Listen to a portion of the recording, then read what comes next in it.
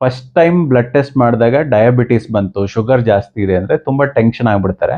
ಆ ಥರ ಟೆನ್ಷನ್ ಆಗೋ ಅವಶ್ಯಕತೆ ಏನಿಲ್ಲ. ಡಯಾಬಿಟಿಸ್ ಅನ್ನೋದು ನೀವು ನಿಮ್ಮ ಶುಗರ್ ಲೆವೆಲ್ನ ಕಂಟ್ರೋಲ್ ಮಾಡ್ಕೊಂಡಿದ್ರೆ ಜೀವನ ಪೂರ್ತಿ ನಿಮ್ಮ ಡಯಾಬಿಟಿಸ್ ಇದ್ದರೂ ಏನು ಹೆಚ್ಚು ತೊಂದರೆಗಳಾಗಲ್ಲ. ಬಟ್ ಯಾರು ಅನ್ಕಂಟ್ರೋಲ್ಡ್ ಶುಗರ್ ಲೆವೆಲ್ನ ಮೇಂಟೈನ್ ಮಾಡ್ತಾರೆ, ಅಂದರೆ ಅವರ ಶುಗರ್ ಲೆವೆಲ್ ಏನಿರುತ್ತೆ ಯಾವಾಗಲೂ 200-300 ರೇಂಜಲ್ಲೇ ಇರುತ್ತೆ. ಇದು ಹೆಂಗಂದರೆ ಪ್ರತಿದಿನ ರಕ್ತನಾಳಗಳು ಕೊಳಿತಾ ಇದೆ ಅನ್ನೋ ಥರ ಅರ್ಥ. ಯೂಸ್ ಮಾಡದೇ ಇರೋ ಕಬ್ಬಣ ರಸ್ಟ್ ಹಿಡಿಯತ್ತೆ ಅನ್ನೋ ಥರ. ಯಾರು ಜಾಸ್ತಿ ವ್ಯಾಯಾಮಗಳು ಮಾಡಲ್ಲ, ಆಕ್ಟಿವ್ ಆಗಿರಲ್ಲ, ಒಳ್ಳೆ ಆಹಾರ ಪದ್ಧತಿ ಫಾಲೋ ಮಾಡಲ್ಲ, ಅವ್ರಿಗೆ ಈ ಡಯಾಬಿಟಿಸ್ ಲೆವೆಲ್ಲು ಅಂದರೆ ಶುಗರ್ ಲೆವೆಲ್ಲು ಜಾಸ್ತಿ ಆಗುತ್ತೆ. ಶುಗರ್ ರಿವರ್ಸ್ ಮಾಡೋದು ಕಷ್ಟ ಅವರಿಗೆ. ಬಾಯಿ ಚಪ್ಪಲನ ಸ್ವಲ್ಪ ಕಡಿಮೆ ಮಾಡಬೇಕಾಗುತ್ತೆ. ಯಾರು ಈಗ ಫಾರ್ ಎಕ್ಸಾಂಪಲ್ ಕೆಲವೊಬ್ಬರು ನೋಡಿದ್ದೀನಿ ಡಯಾಬಿಟಿಸ್ ಇರೋರು ಬೆಳಗ್ಗೆ ವಾಕಿಂಗ್ ಹೋಗ್ತಾರೆ, ವಾಕಿಂಗಿಂದ ವಾಪಸ್ ಬರ್ತಾ ಫುಲ್ ಶುಗರ್ ಹಾಕಿರೋ ಮಿಲ್ಕ್ ಹಾಕಿರೋ ಟೀ ಕುಡ್ಕೊ ಬರ್ತಾರೆ. ಏನೇನು ಶುಗರ್ ಕರಗಿಸಿದ್ರೋ ಅದಷ್ಟು ಮತ್ತೆ ವಾಪಸ್ ಫಿಲ್ ಮಾಡ್ಕೊ ಬರ್ತಾರೆ. ಅಂಥವ್ರಿಗೆ ಹೆಂಗೆ ಶುಗರ್ ಕಡಿಮೆ ಆಗುತ್ತೆ? ಎಷ್ಟೋ ಜನರಿಗೆ ಡಯಾಬಿಟಿಸ್ ರಿವರ್ಸ್ ಮಾಡಿದ್ದೀನಿ ನಾನು. ನಾವು ಸ್ಟಾರ್ಟಿಂಗಲ್ಲೇ ಅರ್ಥ ಆಗ್ಬಿಡುತ್ತೆ ಅವ್ರಿಗೆ ಸೀರಿಯಸ್ ಇಲ್ಲ ಅಂದರೆ ನಾನು ಅವ್ರನ್ನ ಕ್ಲೈಂಟಾಗಿ ತಗೊಳ್ಳೋದೇ ಇಲ್ಲ.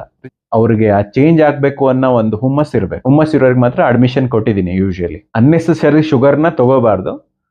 ದೇಹದಲ್ಲಿರೋದನ್ನ ಸ್ವಲ್ಪ ವ್ಯಾಯಾಮ ಮಾಡಿ, ವಾಕಿಂಗ್ ಮಾಡಿ, ಈ ಥರ ಮಾಡಿ ಕರಗಿಸ್ಬೇಕು, ಮೇಂಟೈನ್ ಮಾಡಬೇಕು ಅಷ್ಟೇ. ಅಂದರೆ ನೀವೇನು 100% ಏನೋ ಆಳುಮುಳು ತಿನ್ನಲೇಬಾರ್ದು ಅಂತಲೂ ಇಲ್ಲ.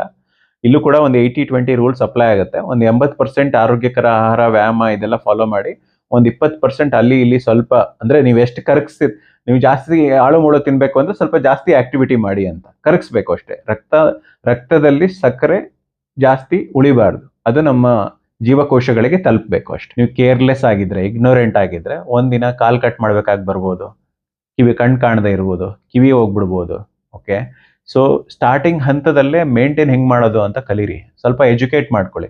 ಡಯಾಬಿಟಿಸ್ ಇರೋರಿಗೆ ಒಂದು ಒಳ್ಳೆ ಶಿಕ್ಷಣ ಇಲ್ಲ ಅಥವಾ ಇದ್ರ ಬಗ್ಗೆ ಸರಿಯಾಗಿ ತಿಳ್ಕೊಳ್ಳೋ ಆಸಕ್ತಿ ಇಲ್ಲ ಅಂದರೆ ಅವರು ಲಾಂಗ್ ಟರ್ಮಲ್ಲಿ ಇದನ್ನ ಮೇಂಟೈನ್ ಮಾಡೋದು ತುಂಬ ಕಷ್ಟ. ಯಾವುದ್ಯಾವುದೋ ಶಾರ್ಟ್ಕಟ್ಗಳಿಗೆ ಊಟ ಬಿಟ್ಟು ಶೇಕ್ ಕುಡಿಯೋದು ಅಥವಾ ಎಲ್ಲೋ ಹೋಗಿ ಬರೀ ಸೊಪ್ಪು ತರಕಾರಿ ತಿನ್ಕೊಂಡಿರೋದು, ಈ ಥರ ಏನು ಮಾಡಬೇಡಿ. ನಿಮ್ಮ ದಿನನಿತ್ಯದ ಆಹಾರದಲ್ಲೇ ಸ್ವಲ್ಪ ಬದಲಾವಣೆ ಮಾಡಬೇಕು. ಹೆಚ್ಚು ನಾರಿನಂಶ ಇರುವಂಥ ಆಹಾರಗಳನ್ನ ತಗೋಬೇಕು.